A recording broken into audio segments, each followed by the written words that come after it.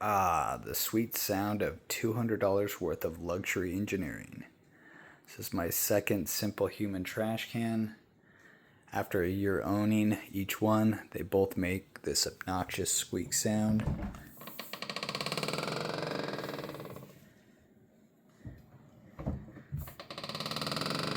I feel like it's coming out from somewhere in there.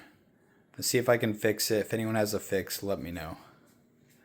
It's crazy to pay this much for a trash can and just to have it be that obnoxious.